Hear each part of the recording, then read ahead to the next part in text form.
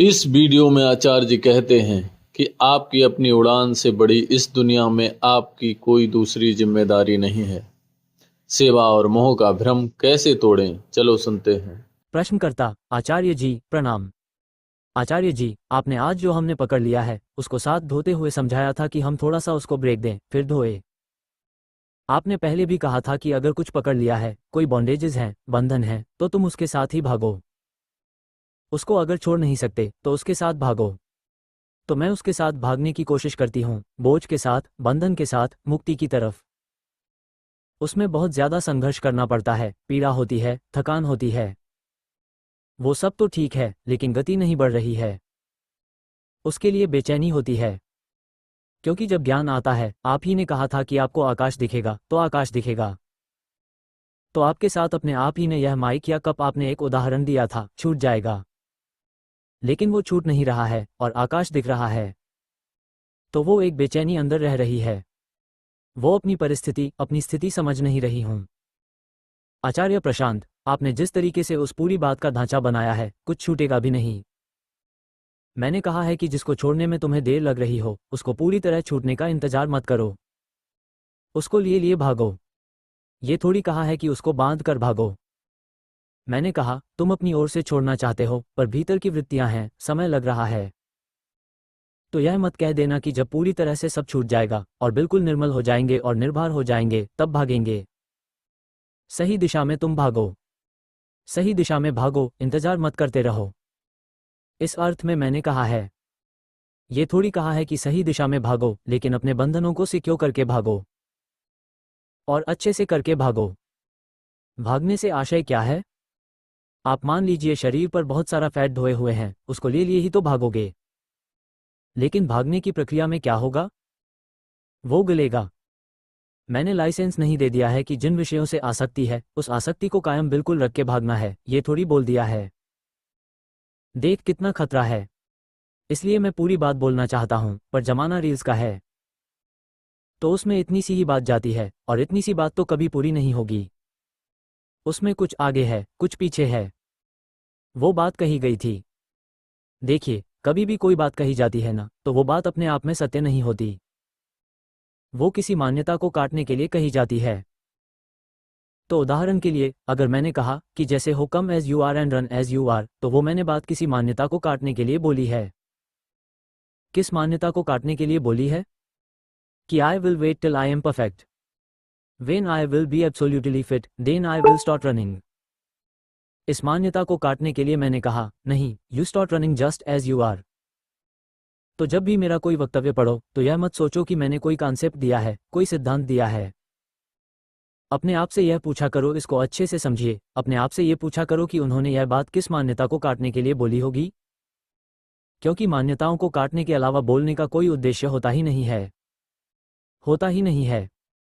तो जो मैंने बात बोली है, वो सिर्फ नेगेटिवा में एप्लीकेबल है। उस मान्यता के कॉन्टेक्स्ट में, संदर्भ में एप्लीकेबल है। वरना जो भी मैंने बोला, वो अपने आप में कोई अर्थ नहीं रखता। ठीक वैसे जैसे कोई भी दवाई अपने आप में कोई अर्थ नहीं रखती। कोई भी दवाई अर्थवान सिर्फ बीमारी के संदर्भ में होती है। नहीं तो दवाई क्या पोषण होती है? दवाई कोई क्यों खाए? आप किसी के सामने ले जाओ कि ये दवाई, दवाई माने केमिकल। ये केमिकल अच्छा है कि बुरा है? न अच्छा है, न बुरा है। हाँ, दवाई को अगर बीमारी के संदर्भ में बता पाओ, तो वो अच्छी हो जाएगी कि in context of this disease, what do you think of this chemical? इस बीमारी के संदर्भ में आप इस केमिकल के बारे में क्या सोचते हैं? तब कहा जाएगा, this chemical is very beneficial if you have this disease. ये केमिकल बहुत लाभकारी है यदि आपको ये बीमारी है। तो आप एक मान्यता लेकर आते हो, उसको काटने के लिए मैं कोई स्टेटमेंट देता हूं। उस स्टेटमेंट को हमेशा उस मान्यता को साथ रखकर पढ़ा जाना चाहिए। कौन सी मान्यता थी मेरे वक्तव्य के पीछे? कि मैं तब तक इंतजार करूंगी जब तक सब ठीक नहीं, वही कि रिटायरमेंट हो जाएगा, उसके बाद कुछ करेंगे। तब मैंने कहा था कि नहीं नहीं नहीं, अभी शुरू करो। जो भी तुम्हारी बुरी हालत है, जैसी भी है, अभी दुर्बल हालत है, शुरू अभी करो। ठीक है, पकड़े पकड़े ही बढ़ना है, यह नहीं कहा है। प्रश्नकर्ता: दूसरे तरीके से पूछती हूँ आचार्य जी कि मैंने तो विषयों से आसक्ति छोड़ दी, या अपने जो कर्तव्य बंधन बना रखे हैं, जो डिसीजन आप बोलते हैं न अप्रवर्तनीय है, आचार्य प्रशांत, मैं कहूं कि मुझे अभी से पता है आपका अगला वाक्य क्या होगा। मैंने तो छोड़ दिया पर उधर से नहीं छोड़ा गया। प्रश्नकर्ता, दोनों जगह बीच में। आचार्य प्रशांत, है न? प्रश्नकर्ता, हाँ। आचार्य प्रशांत, और उधर से नहीं छोड़ा गया, इसका असर किस पर पड़ रहा है? माइक किसके हाथ में है? प्रश्नकर्ता, मुझ पर ही पड़ रहा है। आचार्य प्रशांत, तो बस यही बात है ना, ये स्वीकार नहीं करते न? ये कर रही थी ना आप हमेशा यही कि नहीं नहीं मुझे कोई समस्या नहीं है, पर दूसरे दुखी हैं। अरे, दूसरे दुखी हैं?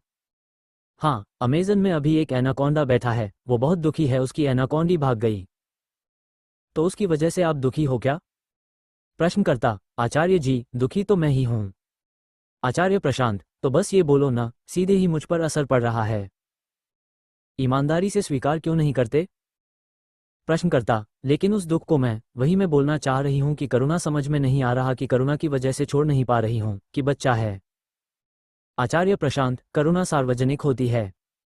प्रश्नकर्ता, हाँ, सार्वजनिक। आचार्य प्रशांत, हाँ, तो करुणा बस उसी पर क्यों होगी जिससे आसक्ति है? उसे फिर करुणा नहीं बोलते। प्रश्नकर्ता, आपने बताया मोह होता है, ममता। आचार्य प्रशांत, हाँ, तो बस वही है। मोह है, ममता है। प्रश्नकर्ता, लेकिन अगर सबसे है तो उससे भी तो है, वो नहीं छूट रही है। आचार्य प्रशांत, तो उसका तो तरीका ज्ञान होता है। देख लीजिए क्या बात है। उसको ममता भी मत बोलिए, स्वार्थ है।